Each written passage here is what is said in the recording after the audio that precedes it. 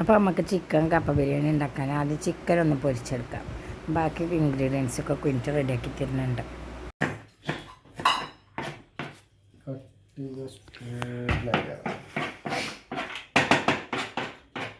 അങ്ങനെ കട്ടിങ് നമ്മൾ സ്പീഡിലായിരിക്കും. കല്യാണ പന്തലിലൊക്കെ പോയാൽ പണ്ടാരിയുടെ അരിയില്ലേ അതേപോലെ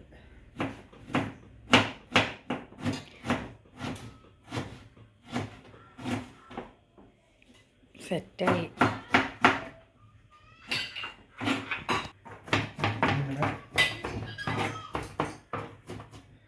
ഓക്കെ, ചാതിയിലാണ് സ്പീഡ് കുറച്ചുകൊണ്ടായിരുന്നു.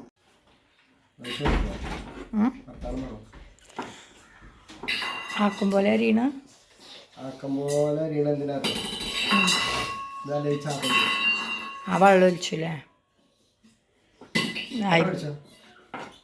ചാതയും ചാതിയ അതെന്തിനറിയോ വേവിച്ചാണ്ട് ഇടാനല്ല.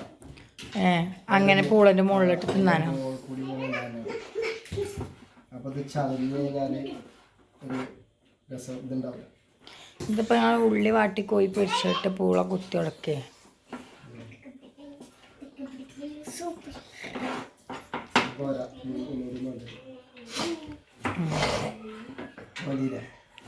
മതി. നീ മുളകും വേണല്ലേ?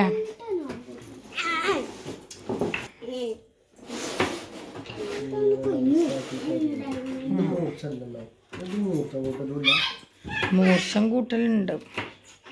കുഞ്ഞിക്കത്തിയാണോന്ന്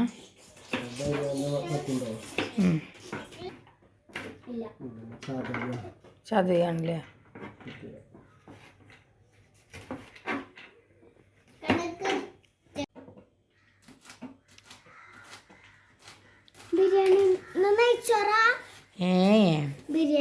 ബിരിയാണി അല്ല, ഇത് വേറൊരു സംഭവമാണ് മോളെ. പൂളോണ്ട് ഒരു ഐറ്റം.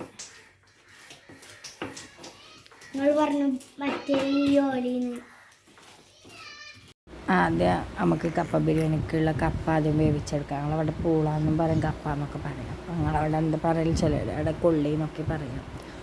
അപ്പോൾ ഇത് നന്നായിട്ടൊന്ന് വേവിച്ചെടുക്കണം. ഉപ്പ് മാത്രം ഇട്ടിട്ട് ഒന്ന് വെന്ത് വരട്ടെ. അപ്പോഴത്തേക്ക് നമുക്ക് ചിക്കൻ പൊരിച്ച് വെച്ച് എണ്ണ ഒഴിച്ചിട്ട് വേറൊരു പാനിൽ ഉള്ളിക്കൊന്ന് വഴറ്റിയെടുക്കാം. നല്ലോണം വഴയണം. വഴണ്ട് വരുമ്പോഴുള്ളൂ അതിൻ്റെ ഒരു ടേസ്റ്റ് കറക്റ്റ് കിട്ടും. അപ്പം അങ്ങനെ ഉള്ളിയൊക്കെ വഴണ്ടി വന്ന് തക്കാളി ഇട്ട് കൊടുക്കാം. ഇഞ്ചി, വെളുത്തുള്ളി, പച്ചമുളക് പിന്നെ നമ്മൾ അരിഞ്ഞ ഉള്ളിൻ്റെ കൂടെ തന്നെ ഇട്ടിട്ടുണ്ട്. ഇതൊക്കെ നന്നായിട്ട് വഴറ്റി കൊടുക്കണം. പിന്നെ മസാലപ്പൊടികളും ചേർത്ത് ചിക്കനൊക്കെ പൊരിച്ച് വെച്ച ചിക്കനാണ് ഇടേണ്ടത്. നമുക്ക് ഉള്ളിയൊക്കെ നന്നായി വഴണ്ടി വന്നപ്പോൾ മഞ്ഞൾപ്പൊടി, മല്ലിപ്പൊടി, ഗരം മസാലപ്പൊടിയും കുരുമുളക് പൊടിയും മഞ്ഞൾപ്പൊടിയൊക്കെ കൂട്ടി ഇട്ട് കൊടുക്കുക. ചിക്കൻ മസാല നമ്മൾ കുറച്ചധികം ഇട്ട് കൊടുക്കണം. ആ ചിക്കൻ്റെ തന്നെ ആവുകൊണ്ട് നമ്മൾ കുറച്ചധികം ഇട്ട് കൊടുത്ത് ഒന്നും കൂടി ഫ്ലേവർ മുന്നോട്ട് നിൽക്കും. അപ്പോൾ ഒരു ടേസ്റ്റ് കൂടുതൽ കിട്ടും. പിന്നെ അത് കഴിഞ്ഞിട്ട് നമുക്ക് ഗരം മസാലയും കൂടെ ഇട്ട് കൊടുക്കാം. കപ്പ ബിരിയാണി ആകുമ്പോൾ പിന്നെ ഗരം മസാല ഇല്ലാതെ എന്ത് ബിരിയാണി അല്ലേ? അപ്പോൾ നല്ലോണം വേണ്ട പാകത്തിന് അതിൻ്റെ ഫ്ലേവറിനനുസരിച്ച് നിങ്ങളുടെ അടുത്ത് എങ്ങനെയാണ് നമ്മൾ വീട്ടിൽ പൊടിച്ചെടുക്കണൊക്കെ ആണെന്നുണ്ടെങ്കിൽ കുറച്ചും കൂടി ഫ്ലേവർ കൂടും. റെഡിമെയ്ഡ് ആകുമ്പോൾ കുറച്ച് കുറവ് വയ്ക്കും. പിന്നെ നമ്മൾ ചിക്കൻ പൊരിച്ചത് ആഡ് ചെയ്ത് കൊടുക്കാം. അത് നന്നായിട്ട് ഇളക്കി കുറച്ച് വെള്ളം ഒഴിച്ച് കണ്ട് ജസ്റ്റ് ഒന്നിങ്ങനെ വേവിച്ചെടുക്കണം. കാരണം നമ്മൾ പാൻ മറന്നിക്കായിരുന്നു. അപ്പോൾ ഇപ്പോഴാണ് ഇഞ്ചി വെളുത്തുള്ളിയൊക്കെ ഇട്ട് കൊടുക്കുക. അങ്ങനെ മറന്നു പോയതേ. അപ്പോൾ ഈ ടൈമിന് ഇട്ട് കൊടുക്കുമ്പോൾ തന്നെ തേലും നല്ല ടേസ്റ്റ് ഉണ്ടാവും. കരിഞ്ഞിട്ടൊന്നും പോകാതെ നല്ലൊരു ടേസ്റ്റ് കിട്ടും. പിന്നെ കറിവേപ്പിൻ്റെ ഒരു മുറി എന്താ പറയുക ബിരിയാണി ഓലി, മല്ലിച്ചപ്പിൻ്റെ ഇലയും ഒക്കെ ഇട്ട് കൊടുത്തിട്ടുണ്ട്. എല്ലാം കൂടെ ആകുമ്പോൾ നല്ലൊരു ഫ്ലേവർ. മല്ലിച്ചപ്പിൻ്റെ ഇലയും ഗരം മസാല ഇടുമ്പോഴാണല്ലോ അതൊരു ബിരിയാണി ആകണത്.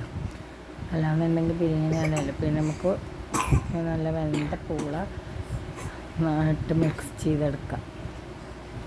ഇത് പറയുമ്പോഴാർക്ക് എൻ്റെ വായിൽ വെള്ളം വരികയാണ്. അത്ര ടേസ്റ്റുള്ളൊരു സംഭവമാണ്. പിന്നെ നമുക്ക് കാന്താരിയും ചെറിയുള്ളിയും ചതച്ചത് കുറച്ചിട്ട് കൊടുക്കണം.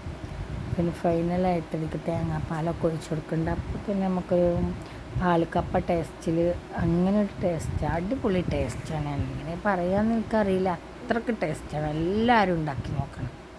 അത്രയ്ക്കും അടിപൊളിയായ ഒരു ടേസ്റ്റുള്ളൊരു സംഭവമാണ്. തേങ്ങാപ്പാലൊക്കെ ആഡ് ചെയ്ത് കൊടുക്കുമ്പോൾ ഇങ്ങനെ വരും. അതിൻ്റെ ഇടയ്ക്ക് ഇപ്പോൾ വന്നപ്പോൾ കുട്ടികൾക്ക് കുറച്ചോ ബിരിയാണിയൊക്കെ കൊടുത്തു. അപ്പം ഞാൻ അതിൻ്റെ ആളാണ്. കുപ്പായ മാറിയപ്പോൾ